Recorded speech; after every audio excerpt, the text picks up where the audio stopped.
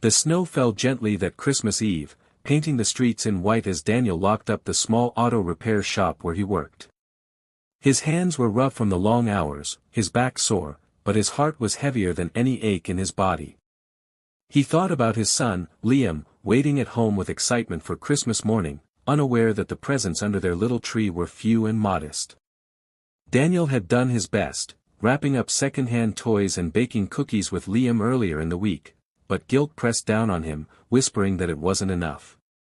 Driving his old pickup truck through the quiet town, he noticed most homes glowing warmly with twinkling lights, families gathering around decorated trees, laughter spilling from windows. He sighed, gripping the steering wheel tighter, wishing he could give his boy that same joy. That was when his eyes caught something unusual near the grocery store's alley, a small figure, hunched beside a trash bin, moving with frantic urgency. At first, he thought it might be an animal scavenging for food, but as he slowed and turned his headlights, the truth became clear. It was a little girl, no older than 7, wearing an oversized coat with holes in the sleeves and no gloves on her tiny hands.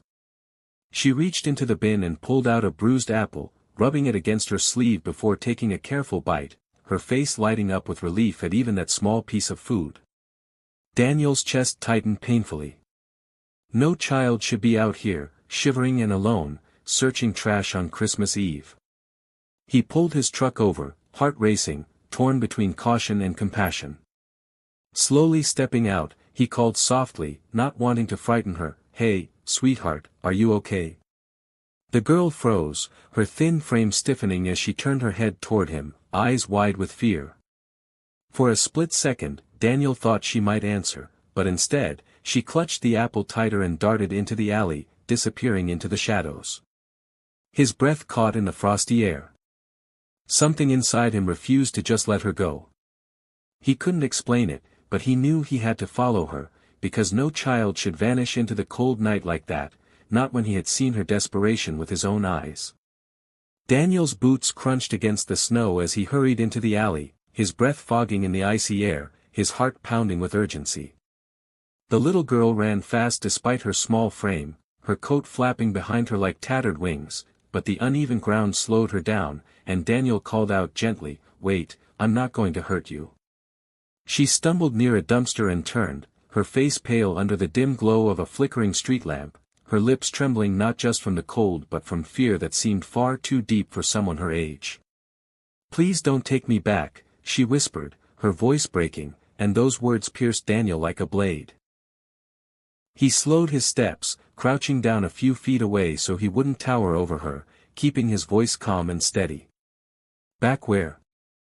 I don't even know who you are, sweetheart. I just want to make sure you're safe." The girl clutched the apple to her chest as though it were her only treasure, her eyes darting nervously toward the street as if someone might appear and drag her away. Finally, she murmured, "I don't have anyone. They left me." Her words carried a finality that no child should ever have to understand. Daniel's throat tightened as he looked at her, skin pale, cheeks sunken, clothes too thin for the biting cold. Everything in him screamed that this wasn't just a chance encounter, this was a child who had slipped through the cracks, unseen and unheard. "What's your name?" he asked softly. After a long pause, she whispered, "Sophie." The name seemed fragile, like she hadn't spoken it aloud in a long time. Daniel exhaled slowly, fighting the urge to scoop her up right then and there. Instead, he extended a hand, though he didn't expect her to take it. "Sophie, I have a little boy about your age at home. His name is Liam. He'd be happy to meet you, and I can give you some warm food. Just for tonight. No one's going to make you do anything you don't want." Sophie's eyes searched his face as if testing the truth of his words, her body shivering violently against the night's chill. For a moment, Daniel thought she would bolt again, but then her tiny shoulders sagged with exhaustion, and she gave the faintest nod. Relief washed over him as he took off his jacket and draped it over her, leading her gently toward the truck, praying silently that he was doing the right thing. When Daniel pushed open the door to his small but cozy home, the warmth from the heater rushed out to meet them, and Sophie blinked against the sudden change, as though uncertain she was really stepping into safety. Liam, who had been sitting cross-legged near the little Christmas tree waiting for his father, jumped up excitedly. "Dad! You're home," he cried, but then his eyes landed on the frail girl beside him. Instead of shying away, he grinned brightly and said, "Hi. Wanna help me set out Santa's cookies?" For the first time since Daniel had seen her, Sophie's lips curved into the smallest smile, hesitant but real. She followed Liam toward the kitchen table, still clutching the apple, while Daniel heated a pot of soup on the stove. He watched her carefully as he set a bowl before her, and though she started eating slowly at first, her hunger soon overtook her caution, and she finished every last spoonful with quiet gratitude. Seeing her eat so desperately tore at Daniel's heart, making him wonder how many nights she had gone without a meal. Later, after Liam had shown her his favorite storybook and then drifted to sleep curled up with his worn stuffed bear, Daniel sat with Sophie by the softly glowing Christmas tree. The silence stretched before she finally spoke, her voice trembling. She told him that she had once lived with her mother, who had dropped her off at a shelter months ago, promising to come back but never did. Sophie had run away when strangers tried to place her in foster care, convinced that if she stayed, she would never see her mother again. Her small hands fidgeted with the fraying edges of her coat as she whispered, "I just wanted to find her." Daniel's throat ached at the weight of her words.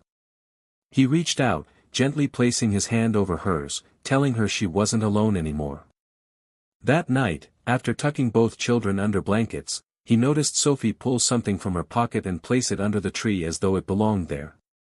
Curious, he looked closer and found an old photograph of a smiling woman holding Sophie as a toddler, and scrawled faintly on the back was a note, "If found, please take care of my Sophie." Daniel's breath caught, his heart hammering as he realized this wasn't abandonment, it was a desperate plea from a mother who loved her child. Daniel sat at the kitchen table long after midnight, staring at the faded photograph and trembling note, his mind racing. Sophie's mother hadn't simply walked away, she had entrusted her child to fate, praying someone kind would find her. On the back of the photo, just barely visible, was a phone number scribbled in shaky handwriting. With his heart pounding, Daniel reached for his phone and dialed. After a few rings, a tired voice answered, and when Daniel mentioned Sophie's name, the woman on the other end broke down sobbing. She explained that she was Sophie's mother, hospitalized after a devastating accident, and that she had left the note when she feared she wouldn't survive. She had been searching for her daughter ever since, but Sophie had vanished from the shelter, and every lead had gone cold.